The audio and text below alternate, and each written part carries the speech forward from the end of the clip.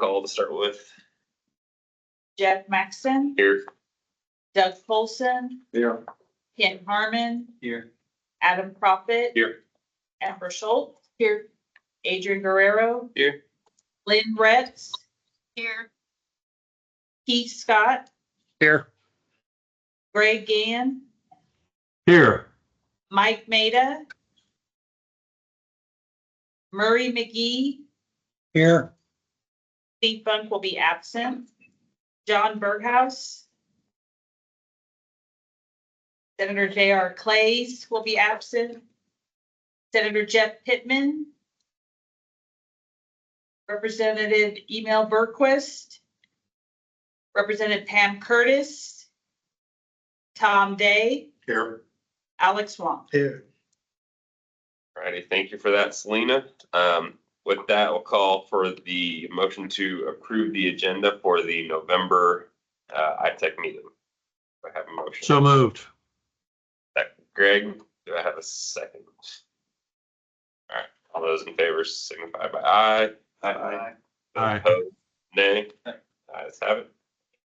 All right, and we'll move on to the approval of the October meeting minutes. I have a motion for approval. Secretary Schultz, do I have a second? Second that too. All right, Secretary Profit, what's second?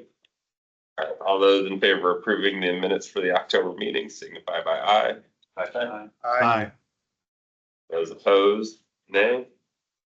All right, the ayes have it. The October meeting minutes are approved. So first agenda item, sorry. First of all, I recognize the change we've had recently. Recently, we've had Alex Wong, who had stepped away from being Chief Information Technology Architect and is now the Judicial Branch CEO. So again, while he's still here, he is in a different role, but we'll continue to work very closely with him going forward. So they want to recognize Alex's transition, but he'll still play a significant role. All righty, action items, Jason. Yes, we had one action item.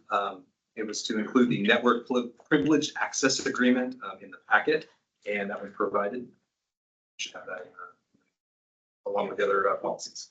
All right, thank you, Jason. All right.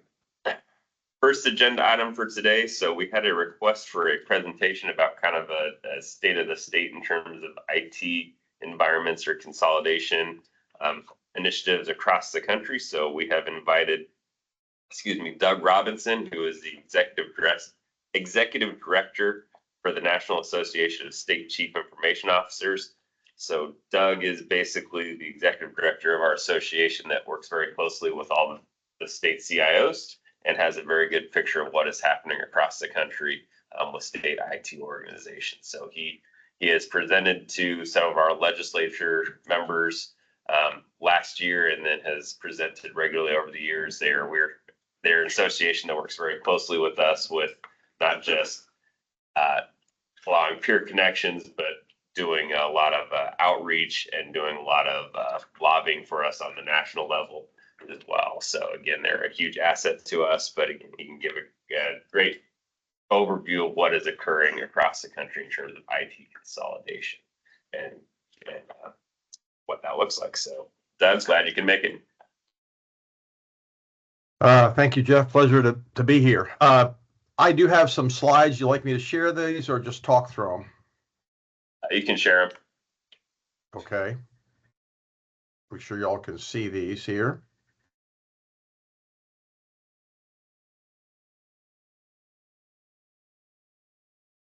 Yep. See. All right. Okay, good.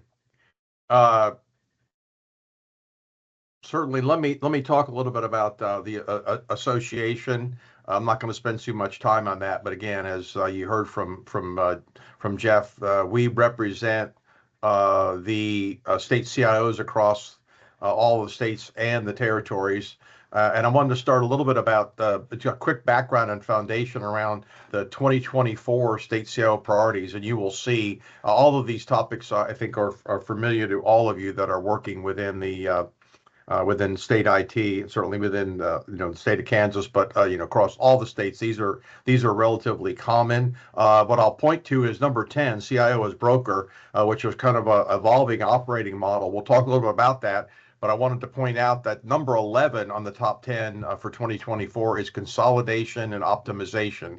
It has been on the top 10 list up until 2024. And in fact, for many years, going back to 2007, for a period of 4 or 5 years, consolidation and optimization was the number one state CIO priority. And I think as we've seen more maturity, more adoption, and we look at that, then we see the changes and the shifts that have taken place around that. So I want to go ahead and look at our most current data to give you a perspective, and then talk about some of the rationale around IT consolidation across the states for the last decade or so. This is from our 2024 state CIO survey released in October. A little over a month ago, we released this report. Represents responses from 49 states. So a remarkable response rate. 49 state CIOs completed a survey about 9 major topics. One of those was around the role of the CIO organization and how they were delivering services to their agencies.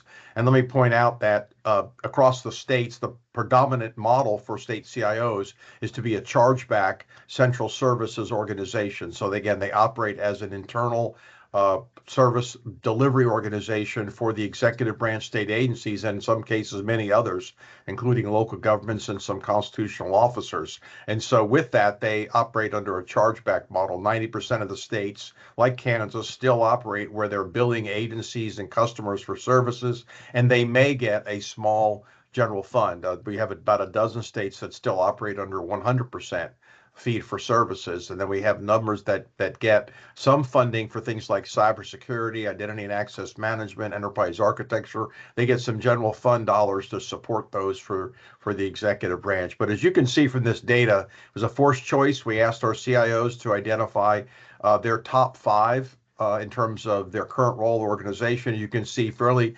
traditional, develop and deliver infrastructure services, have a voice, and we're seeing this grow. We're seeing more CIO organizations actually delivering what I would call an enterprise strategic IT plan, meaning it's the direction for the executive branch, so not just for the CIO organization. It's much more expansive than that, and we've talked Doug, about that within. Yeah.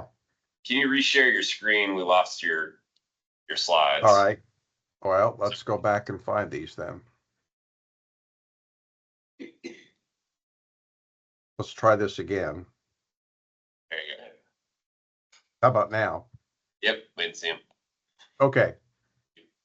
So again, role of the state CIO organization and how they plan to deliver services. I just wanted to get a sense of what the CIOs, and you see half of them, 54%, so they operate as a broker of services model, meaning that they are operating on behalf of agencies, but perhaps using private sector managed services. They go out, for example, and put out a solicitation for cloud services for the enterprise. And by that, I mean the executive branch. So individual agencies are not out acquiring cloud services. It's done as a broker, and then they assist in the delivery of those services. So we're seeing that grow, and that's the movement from what I would describe as the owner-operator model, which is predominant certainly 4 or 5 decades ago in states, where now it's much more of a, states do not own all of that. A lot of states, their mainframe is no longer in the state data center. A lot of the compute resources are being delivered and sourced from, the private sector. So we're seeing more and more of that. So again, with this in mind about the current role, looking at, where they're going in terms of their top 5, I wanted you to take a look at what the CIO organizations, how they're moving to deliver these services to their customer agencies. And again, you'll see predominantly, which has been number 1 for many years, is consolidation of infrastructure. So again, 90% of those 50 state CIOs indicate that this is the way they're moving. They already either are consolidated or they're moving in that direction. And again, that is the beginning of that consolidation journey, is consolidating the infrastructure. By that we mean the networks, telecommunications, the servers, perhaps if there's multiple mainframes, consolidating those, virtualizing the environment. Again, reducing the diversity and complexity of the state IT environment by consolidating that. And then you can see the other options are additional consolidation or optimization of consolidating services. So instead of having 10 different help desks, you consolidate that to one enterprise help desk. You have enterprise IT training across the board or training for new applications. Project management, or what's typically called PMO, project management function. We've seen many CIOs, again, move that underneath that so they can help support the projects with trained, certified project managers. And that often is not the case in the agencies. More moving towards IT procurement, in some cases even centralizing that.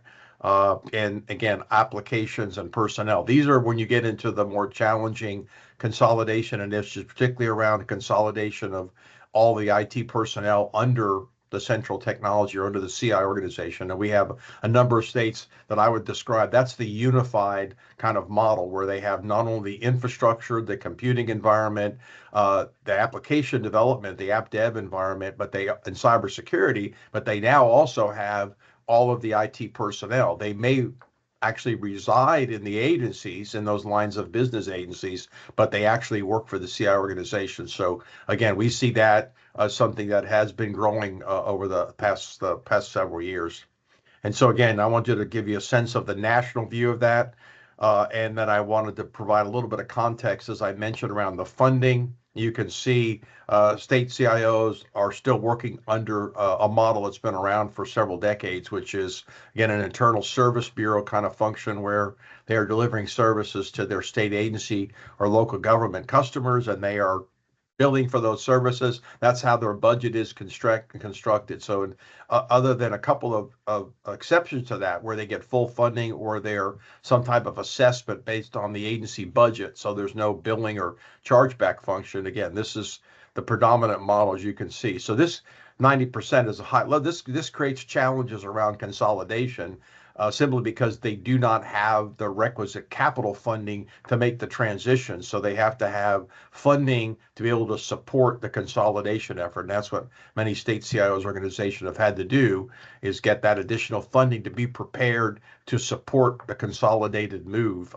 to the state. So, and let me end with a couple of thoughts here, and then certainly take your questions. So when we look at our first national survey on consolidation was done in 2005. So 20 years ago, the association looked at consolidation. That was particularly around infrastructure and then data centers. And what we saw was, what was the rationalization that has evolved over time. Certainly in the last decade or so, it's been more around strengthening cybersecurity and reducing risk management. And, again, the focus on that cybersecurity is not a technology issue. It's a business issue around the continuity of government. And that's certainly more the case today than it's ever been with the types of threats and threat actors. And certainly John can talk to those, but it's shifted away from we're going to come steal your data to we're going to come disrupt your government, and we're going to keep your operations down for days as we have some type of ransomware impact or some type of cyber disruption. So we've moved from cyber incidents. So that's really kind of raised the bar on consolidation. We've seen many state CI organizations use that as a tremendous rationale so that they have a level playing field of cybersecurity across the board, and they can consolidate more and more and centralize their cybersecurity operations and their security operations center and their support for that rather than having it distributed. I think the other major factor, as I mentioned, was reducing the diversity and complexity of the IT environment. This is often, as I testify in other states and have for years, certainly a question around from appropriators, legislators around the cost of IT. And quite frankly, most of that is driven by the diversity and complexity of the environment, not some major project. So there's an opportunity for cost savings there and through consolidation to reduce the numbers of kinds. And I think that's been a standard kind of axiom for years around enterprise architecture, is that it's not the kinds of numbers, but the numbers of kinds.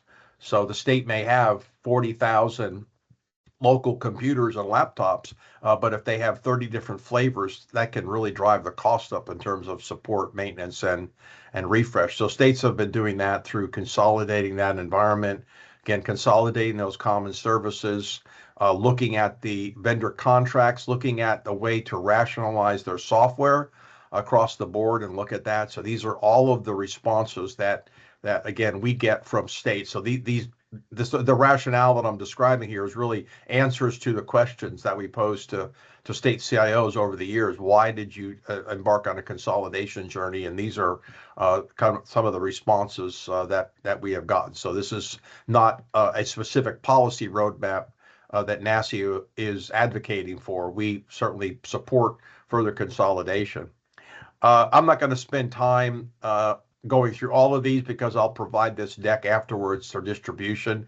And this is just outline some of the things I've talked about in more detail, again, summarizing the benefits of consolidation. And it's certainly not without its challenges, but you have the opportunity to kind of optimize the environment and reduce the overall cost by really focusing on economies of scale across the board. So those are some of the major benefits. Obviously, I talked about cybersecurity, unifying the packages around digital service delivery, things like identity and access management across both the employee side, things like multi-factor authentication for state government, but also then delivering an identity and access management solution for citizens. And we've seen a number of states do that as well, where they have a digital credential for citizens that provides them electronic authentication and access to a host of services, regardless of the agency. So you don't have a single credential for each agency. You have one for the state of X, and that's kind of an important development. And then finally, I think a key thing for all states is around modernization.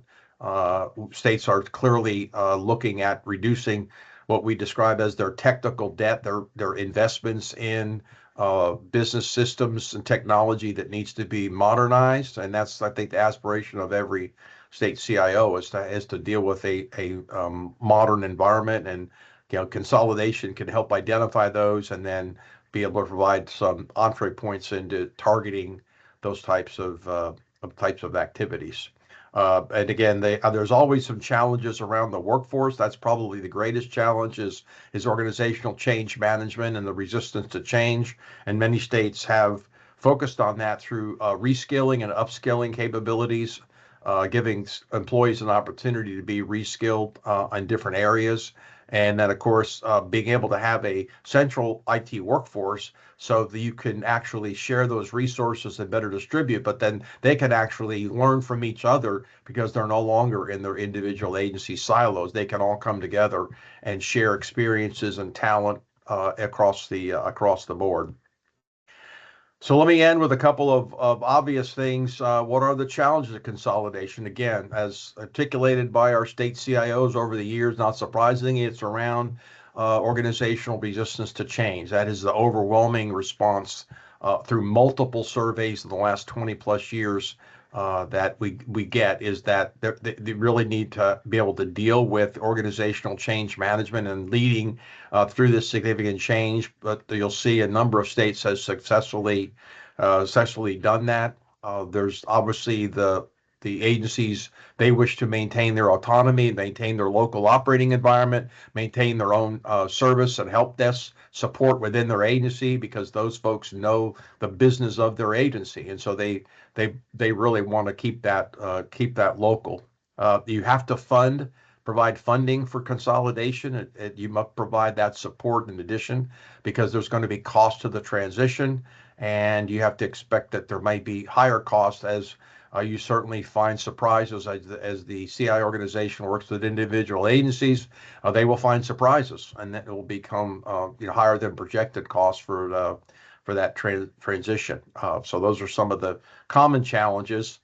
And then I think finally, when you look at critical success factors across the states, I think having an articulated plan, I would also add into this, many states have used outside consulting resources. So they brought in somebody as a third party, engage them to actually go out and document the baseline, capture the assets, capture the computing and software and hardware and network environment in those agencies and document that.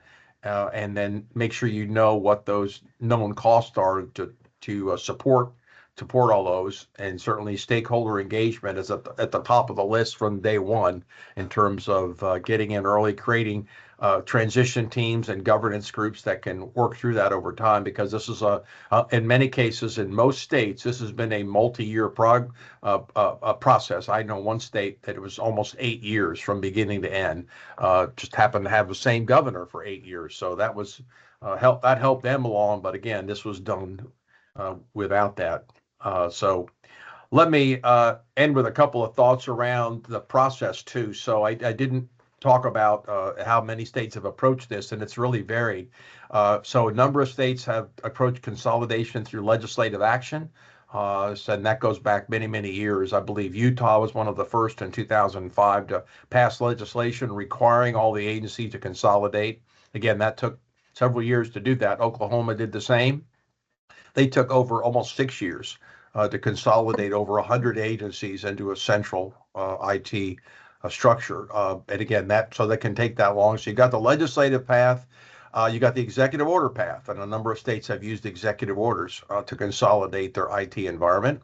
That's fairly common. And the third is simply the influence and the overarching governance in the CI organization, and using that option as opposed to the formal one. And we've seen a number of states successfully do that over years, where they began to just work with the agencies over time and have a clear path, exempt certain agencies that certainly maybe had a rationale for not being involved in enterprise consolidation.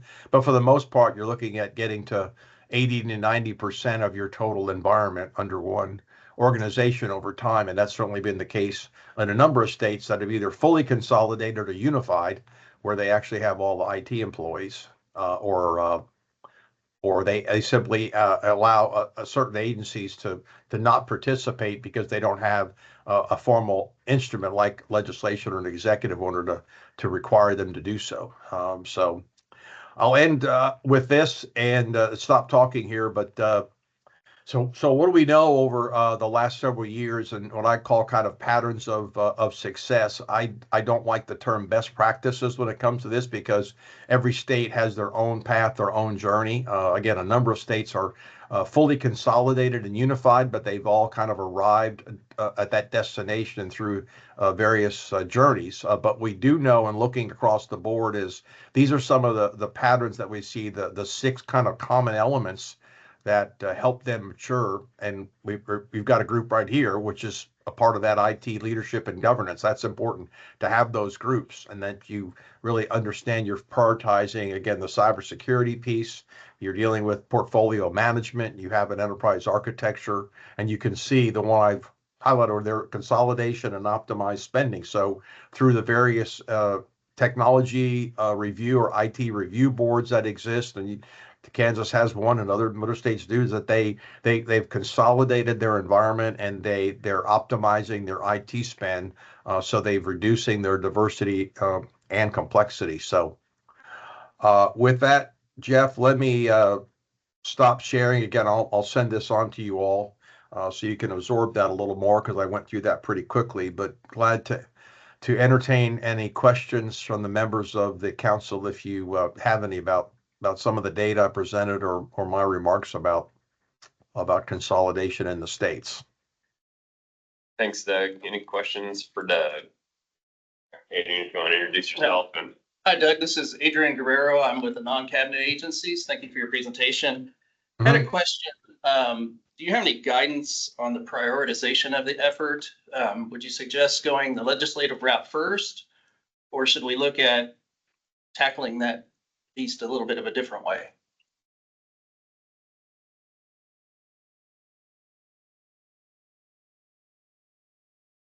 get that, Doug?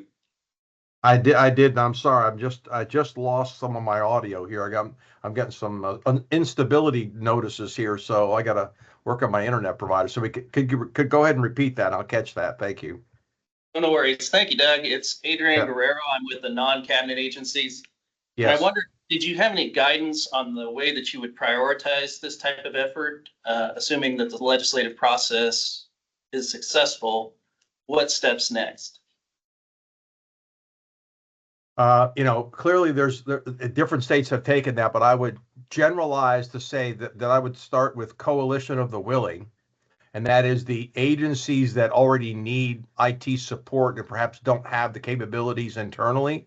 And so I think you work your way from that group that really wants to embrace and needs that assistance. And that's been the case certainly in a number of states where they willingly will begin to make that transition. And then obviously there's going to be the coalition of the resistance, and we have to have a conversation as to do that.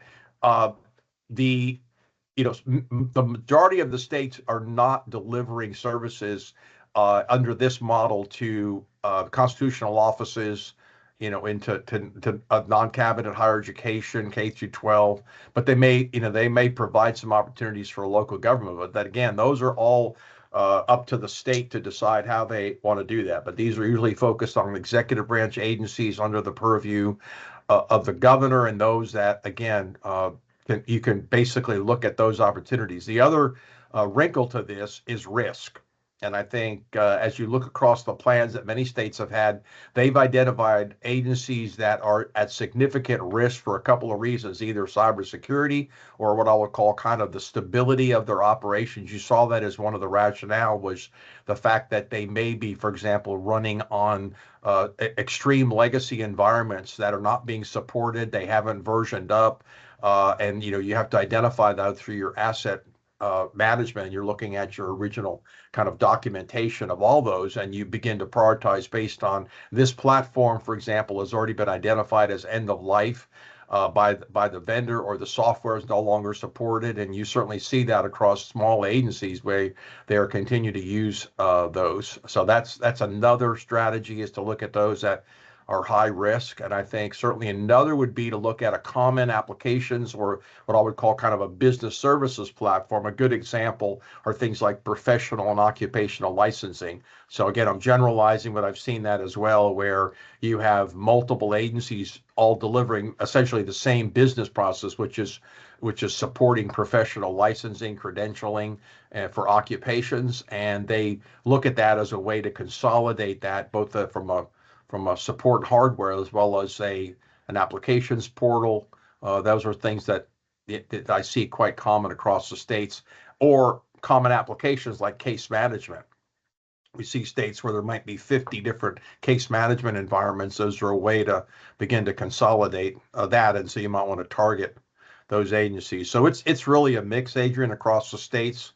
And clearly there's then the discussions around who might be exempted. Those agencies that have already a large technology capability, large technology staff, they can support themselves. They might, you might want to either not consolidate them or provide them some type of longer term path down the runway. Thank you. Secretary Schultz. Hi, good afternoon, Doug. Secretary Amber Schultz, Kansas Department of Labor. So Yes. what I'm seeing from this is really from obviously the IT perspective. Are there any case studies or satisfaction surveys from the business side of things? What I'm looking for is, show me that you saved me money. Show me that, you reduced our cybersecurity threats, because I'll tell you, a lot of the businesses, the state agencies are going to be looking at this as IT is telling us how to do business versus let us help you do business. So that's the perspective that I'm interested in sharing with my colleagues across the cabinet.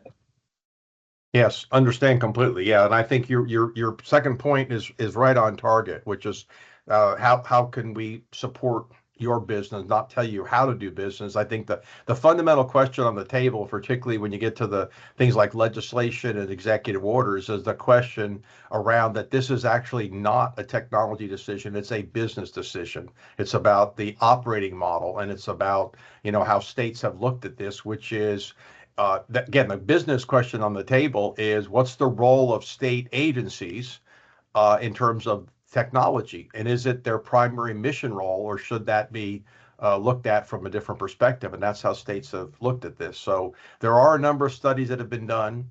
Jeff probably has seen some of those already. I don't know, there's probably ongoing satisfaction surveys, but I can tell you that there's multiple reports from states like Oklahoma, Louisiana, North Dakota, and others where they had external consultants come in. And these are started many years ago. So they have a longitudinal view, which was what you'd want to look at, is how has this sustained itself, or is it, as I call it, is it Teflon consolidation? And we've seen that happen as well. So you're good to point that out, that there needs to be a discussion. But I think fundamentally, what we've seen from the states is looking at that from a standpoint of, how is this helping the business? How is it helping them from a business process, a design process improvement, helping them to focus on mission and not focus on supporting technology? And so that's really what it comes down to when either you're looking at it from a legislative mandate or an executive order perspective, is how can that be done with stakeholder involvement and stakeholder engagement? Thank you. Mike, see your question? So I'm sorry, Mike Maida. I'm the CIO at City of Wichita. So we have always been centralized. So we've done this model, not at the scale that you're talking about, but still just a scale issue. In terms of whether it works or not, it absolutely works in terms of driving costs down and centralizing on common platforms. From the business perspective, you are going to have people that, we have departments that want to go do their own thing. And then when they do, they flub it up and they end up having to come back to us anyway. So that usually is a learning curve more than anything else. So you'll always have instances where you have challenges to this. I guess my question, Doug, is have you seen it? It seems to me that, I've always thought, why does the state not go this direction? I've thought that for years. It is a people issue. Everybody wants to control their own domain. We see that in Wichita. Greg's on the call. I've always said, why do we not have a centralized county city IT? We should. It makes sense. But people want control. So it is obviously a people issue, not a tech issue. I really don't think it's a business issue. I think from a business perspective, it just makes it's common sense. It just makes sense. You can get economies of scale. You can look at platforms. Now you have the human element in terms of agreement on what platforms make sense. But in a democracy, which I hope we still are, you can arrive at something that works for everyone and get it implemented. So question is, if those instances where this has been done by the governor, basically, are there timeframes? Is that faster in those instances, or is there any data that would support that? I would think it would be, but I'm curious. Well, Mike, I think we've talked before, and I appreciate you always give us honest perspective on things. So that's good. I'm big on interrogating reality. So from a realistic standpoint, we have not mapped that, but I will tell you anecdotally, you're correct, is that the implementation is faster. I think at the end of the day, the question always is around, I call, stickiness. So is it better to have the legislative mandate, which is much more difficult to reverse, even in states like Oklahoma, which again gave the agencies, gave them a 5-year, which I thought was extremely long, gave them basically a 5-year path to get fully consolidated. By that I mean, which was, as you said, the people issue is moving all of the IT personnel into the CIO organization. So we have a number of states that have that model. I call that the unified model. So all of the IT moves in, and we're in some cases we could be talking about a state like New York where it's almost 3,500 employees. So you talk about scale, that's tremendous scale. So in a CIO budget of over 850 million just for the CIO organization, and obviously billions of dollars in terms of their IT spend across that portfolio. So that can be done even at that scale, but it took a while. It took over 5 years in Oklahoma, but they were able to achieve that full unified model. But you are correct. There's no doubt that this is all about change management ultimately. And I do think it is a business decision. It may be common sense, but you're looking at the agency perspective, and I can see where they may have not received the level of service commensurate to the rates from the current CI organization. So they are highly skeptical of moving that. So it does take a lot of engagement, a lot of change management, but ultimately it gets down to this is not about what technology you run. It's about the fact that as I always say, the majority of the states for years ran what I call a Baskin-Robbins architecture. And so you know how expensive it is to get a scoop at Baskin-Robbins. It's about $5 now because they're supporting 31 flavors. Well, states, and from a taxpayer perspective, they just can't continue to do that. They're obviously they have challenges around two things. One, the lack of capital to make massive changes very quickly, and also if they even had that capital, the lack of skill sets, the lack of resources and personnel internally in the state to be able to make that shift. So, again, every state takes this differently. Executive orders tend to move things quicker because it's during the term of the governor. In most states, there's a 1 year executive order in force until it has to be memorialized by the next legislative session. So that gives it gives a little bit more of an impetus to move quickly. But I've also seen where those things have unraveled when the next governor comes in. So I think a sobering perspective for all of you to think about is that the current median tenure of a state CIO is 22 months. So that's the reality when I talk about the continuity of leadership. And certainly Jeff knows this. It is a challenge when you're trying to move very quickly and you have that kind of term. So a lot of the folks will simply want to wait out to drag it out until the next CIO comes on board. So that's the politics of the situation. So we still have a few more months with Jeff where we don't have to worry about him leaving yet. So we still got some good, we still got some good time. Make note, I'm at the 22 months right now. Yeah. Whoa, there you go. I spoke too soon. Yeah. So Yeah. Doug, one other question. In the states that I don't care what model they use, but the states that have done this, I'm assuming they've done the before and after. And is there data that's available that shows the savings for those states in terms of operating costs? Yes, many of them do have that, and Jeff, I think, already knows of some of those, and part of that is because they've engaged a firm. They brought in, a Gartner, a McKinsey, a Deloitte, Boston Consulting, or many of what I'll call the consulting firms that necessarily would not be involved in the full implementation and integration. They might do the pre work on that, and they certainly have that data. But I believe Oklahoma, Tennessee, and others have all published those after action reports with the savings, and in some cases, over time it could be several $100 million because they're making that. So yeah, they have published those, and there's actually 2 or 3 states that are engaged in those today, and have looked at those models. Jeff, I don't recall. I'm trying to think of a comparable state would be Iowa, and I don't know if they published, and Iowa just has moved through this in the last couple of years. And so they've gone to that unified model to a cabinet level CIO with full scope of services across all agencies and then having all employees. So they might have some more current data, on that. And there's several states going through that right now.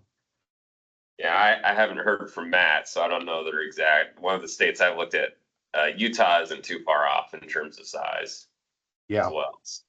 Utah would be another, again, and they were early because I actually recall testifying in 2000 and I think. So that was, again, that was legislation that was passed in 2005. So they were very early in the game to through that. So some states, were consolidated organically from day one. States like Maine, New Hampshire, smaller states, North Dakota. Some states started out with that model, so they didn't have the shift from the agency uh, consolidation because they started out with a lot of their own capabilities. But that tended to be much smaller states, smaller population. But again, that's not universal. Other questions for Doug?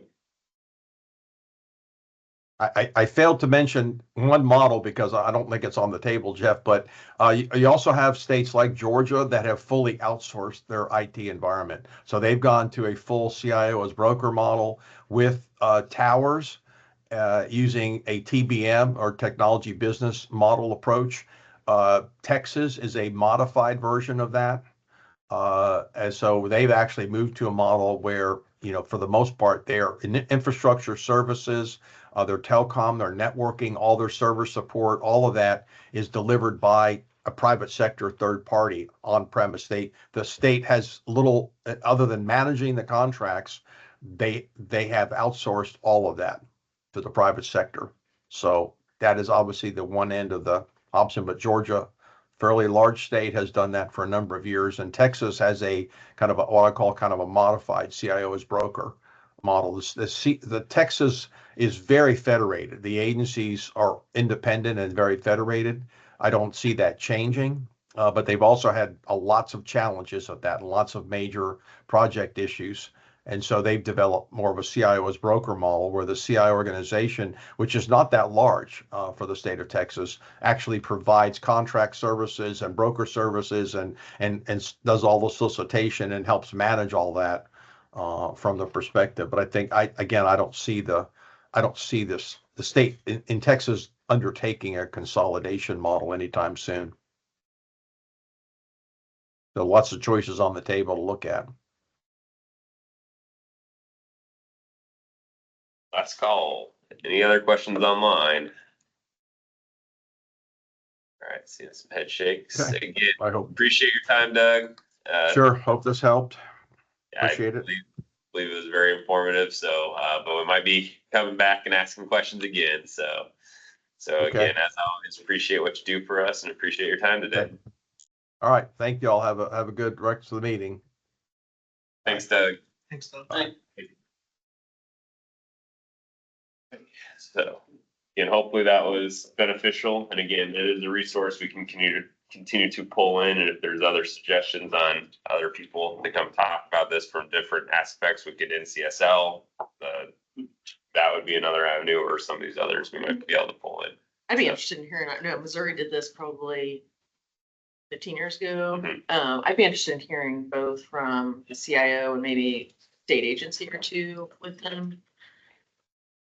Yeah, we can look at lining that up.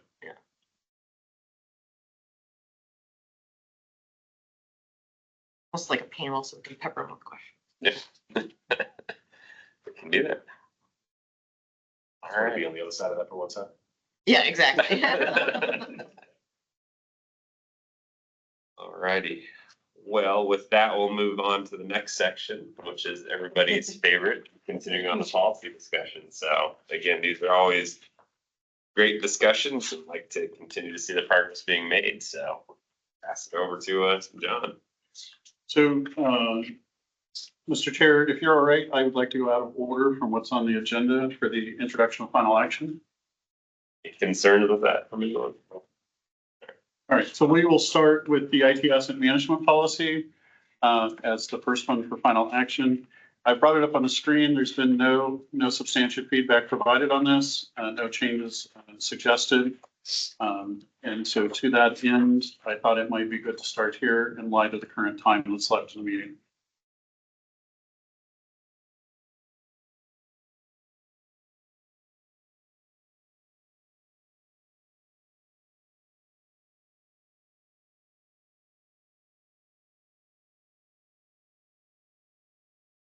Discussion on the IT asset management policy. very short one.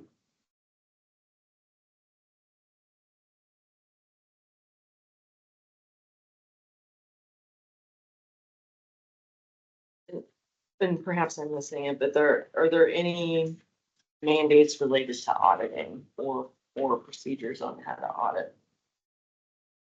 There's probably nothing at the procedural level in the policy. It would probably have high-level statements about audit, but let's take a quick peek. 7.3, 7.4. Okay. Ensure inventories have granularity for tracking and reporting, and then review and update them annually as part of your installation removals and system updates.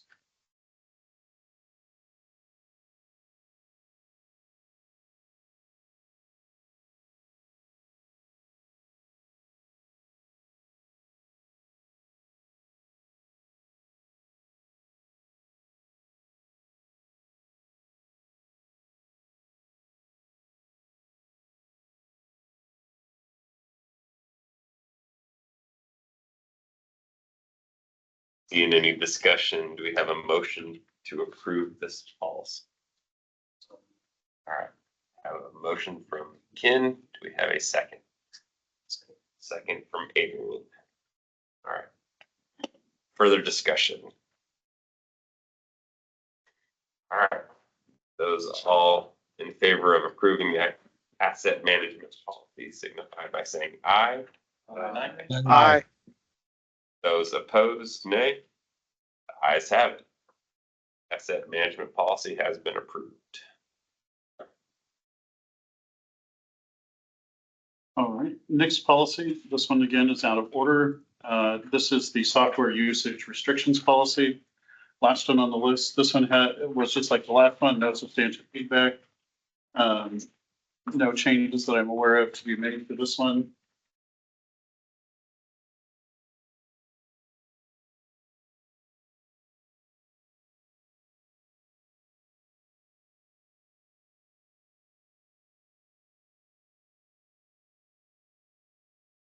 This one was fairly short as well.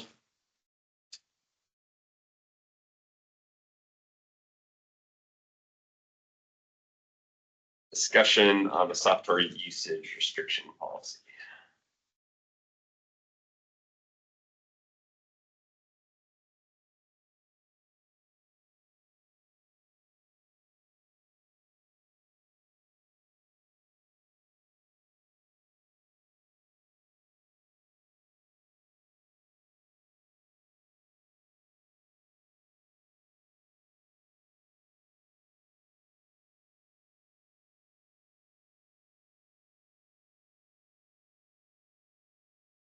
Discussion, do we have a motion to approve the software usage restriction policy? So moved. Motion from Greg, do we have a second? Second, Have a second that's from Lynn with the KCC. Lynn. All right. Further discussion.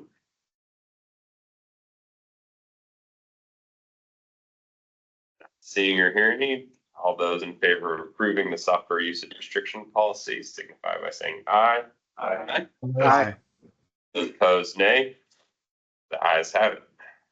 Software usage restriction policy is approved. We are on a roll. All right, next one, again, out of order, will be configuration management policy. This should be the second one on your bulletin list. This one did receive some initial feedback. And the feedback that we received was on 7.12. This requirement states install and maintain security tools provided by the Kansas Information Security Office or KISO on all applicable IT assets. Regions provided feedback asking if they could be exempted from this requirement. There was a modification made to that effect. And that is the only adjustment that's been made to this policy. So question on that from the Regents institutions, would you want something, not maybe the exemption, but just referring back to your own security office, if they're putting tools out there that they have to implement those? That'd be acceptable. Yeah. If you'd refer to kind of capture that hassle at least through your CISO, so Yeah. it's not. not exempting them from a policy altogether. Right. No. That's good.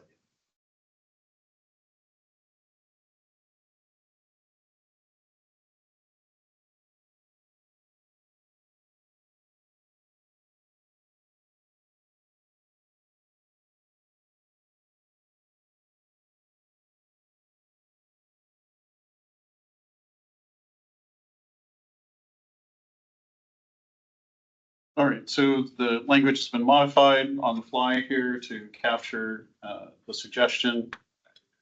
I don't know if this language is acceptable. I know it's kind of on the fly, but more or less trying to state that the regions are exempt from the particular requirement for the KIZO tools, but each region's institution must install and maintain security tools provided by their respective information security office.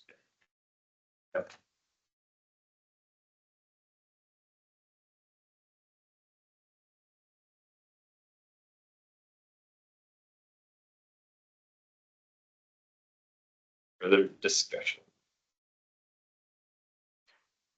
I just wonder if you want to make sure that those tools are either similar or, I mean, right, you'd want them to be somewhat consistent in terms of updated. I'm not sure how you'd state that, but I So mean, my concern is just saying security tools. That doesn't, I'm not sure Yeah. that's, you know what I'm saying? And wasn't the reason that they wanted exemption because they're on a different timetable? They have longer down periods where people are in and out of their system for a number of months at a time. Well, That was part of this is Doug Polston, that was part of the accounts Yeah, policies where we have a faculty, adjunct faculty that might not teach but once a year. So their account would go dormant for 9 months from fall to the next fall rotation and come back. So a lot of part timers, if you think of it that way.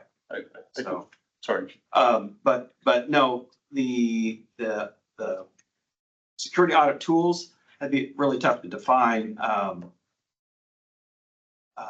Personally, I think the regions do a wonderful job of staying ahead of most other institutions on keeping those current. Because they have a more, I want to say, smaller scope. See, would that sound right? Smaller scope of inside of authority over their networks. So the other piece that came up here was really probably a budget question about current licensing and capacity out of the KIZO office on the current tools and the extent to which that could scale to provide all of the region's covered entities. And so when the feedback came in, that was another piece that was looked at. It's like, you know, plussing up by whatever the number might be. You know, one region's institution, I think, is like 25,000 users. You know, and that's just one. And so you add all the others up. There's a question here about in the current funding model and the current licensing model, would that work as well? The other concern, this is Ken Harmon, the other concern we have was that the special nature of some of the research that some of the institutions do require a different or maybe higher security level. For example, South State does Department of Defense research that requires additional layers of security beyond what normal state agencies would use. So, yeah, just differences in type of work.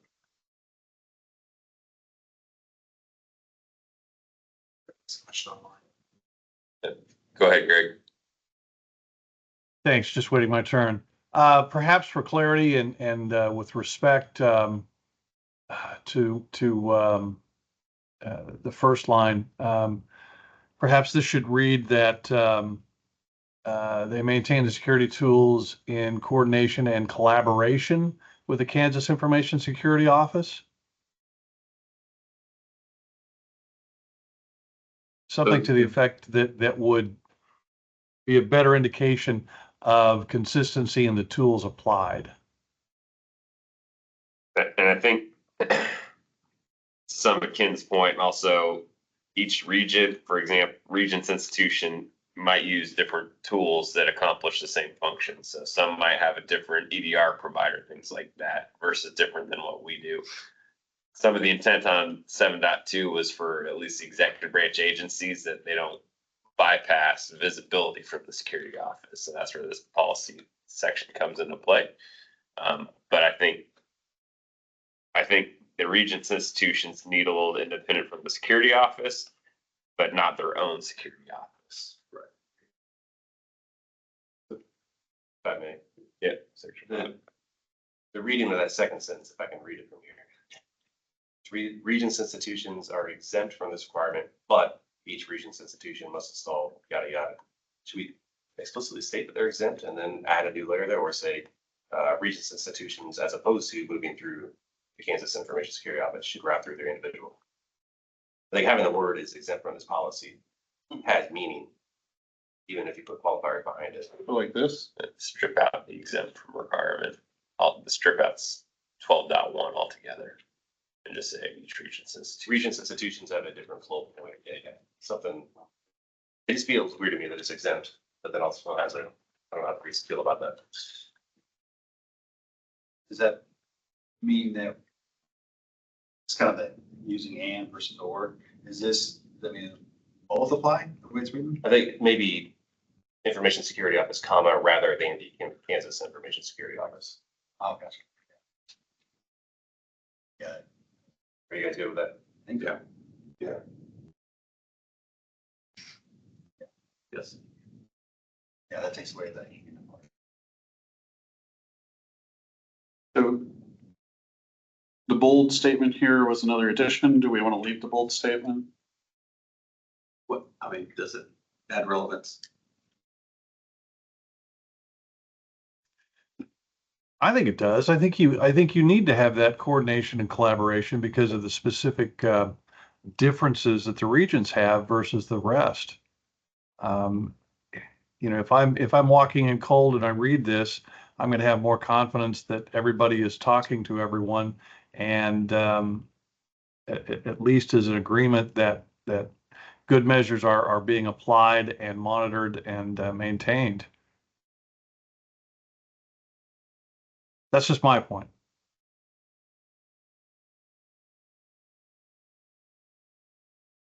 They would create an allegation on the CISO office to review all of that. So for example, all of our defense contracts, you'd have to know that our security measures are meeting that, in addition to the Department of Defense, that already evaluating and auditing that we are meeting their needs, are meeting their requirements.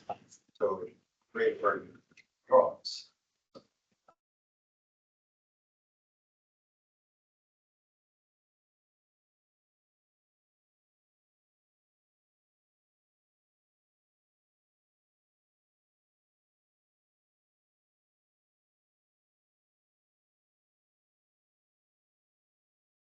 Would the alternative here be maybe an annual report of the security tools used by the Regents institutions? I mean, we've done that in a couple other spots of policy where that way there can at least be some level of awareness and collaboration.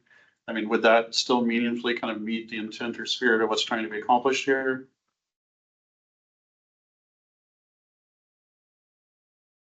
Oh, yeah, absolutely. That's cool. Yeah. Greg, I don't.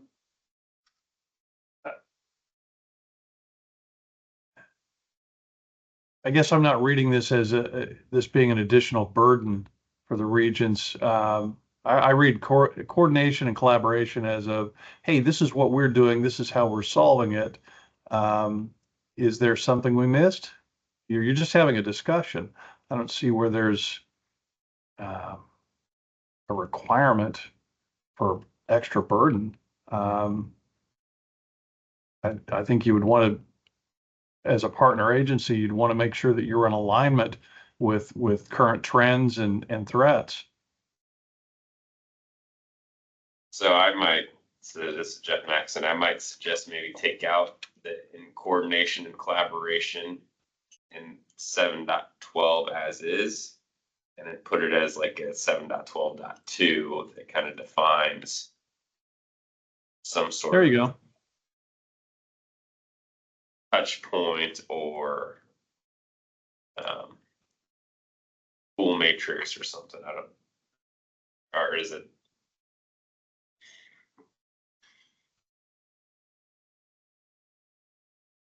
So right there with annually, you're putting a requirement on them. I'm open to ideas for wording. I mean, I think requirement is as much as we hate all requirements, but the coordination and collaboration between all entities would be a great thing. Now, how we map that out, I'm not sure. Saying does it need to be here? Exactly how you coordinate and collaborate, just the statement that you have to.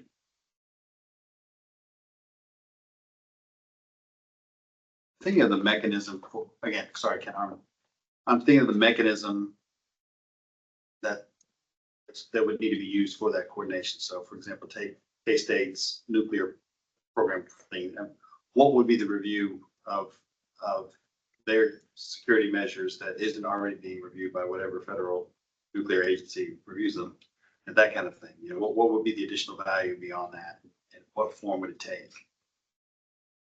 So I mean, that's why in my mind, it might be just as simple as like on an annual basis, share like, here's what we have, right? And here's what. Maybe just provide a security tool inventory. I understand the benefit of providing to the TISO office some kind of overview that says, you know, if you're not personally checking everything, you can have some measure of comfort that it is being checked and there are structures because it's being audited by these people this way. I understand that that would bring benefit. I don't want to create language that creates an exercise that doesn't, that goes beyond.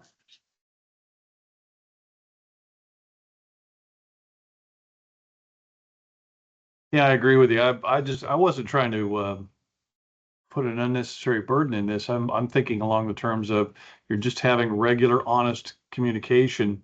I mean, Mike and I talk on a fairly regular basis. I don't know everything he's doing, and he doesn't know everything I'm doing, but we're comforted in that we feel good about what we're doing. We feel it's in line. And John, maybe a security process overview versus a tool inventory. So for example, if we have 3 tools, but we're terrible at implementing them, and nobody ever checks us, that's probably bad. But, you know, if it's not process or, you know, overview, then that would include, okay, we use these tools and these auditing agencies check us. You know, it's a little bit more comprehensive.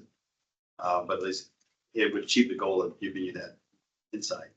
So you're saying to the process overview to include tools or strike tools? I would assume it would include tools. So I don't know if you necessarily have to have that there, but I don't have a problem with it being there. So this is Jeff, Max, and I'm trying to go back and considering this is the configuration management policy, as the applicable piece in here. I mean, I think the main thing here was really about, as part of the baseline configuration, you have security tools on the device. So do we need reporting at this point? Or at least tied to this policy, or does that exist in a different policy? I mean, this could be handled perhaps in the upcoming audit policy where you audit your configuration against, you know, you audit your environment and the configuration and then report out on it. And so this could be handled in the audit policy. I think that's my suggestion. I would agree. I would agree that feels better left in a different area.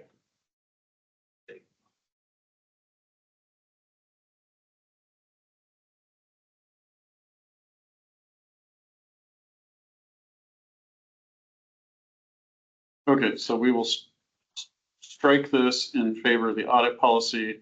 That means the bolded section is provided here would then be stricken as well, if I'm following. Yes.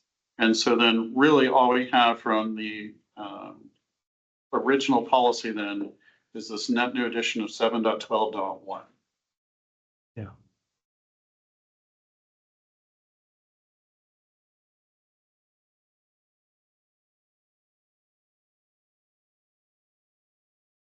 Further discussion? I believe we should still have 4.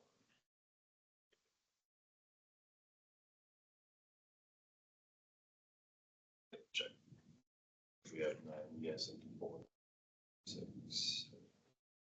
Yes, it was 10. Yeah, 7's required. So. People joined. Alrighty. So with the adjusted edits, do I have a motion for approval of the configuration management policy? Motion that we approve as amended. Alright, so we have a motion from Secretary Prophet. Do we have a second? Second. Alright, a second from Doug. Further discussion? Alright.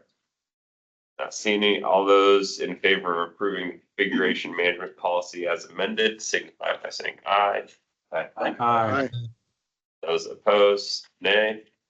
The ayes have it. The configuration management policy is approved. Right. Recognizing time,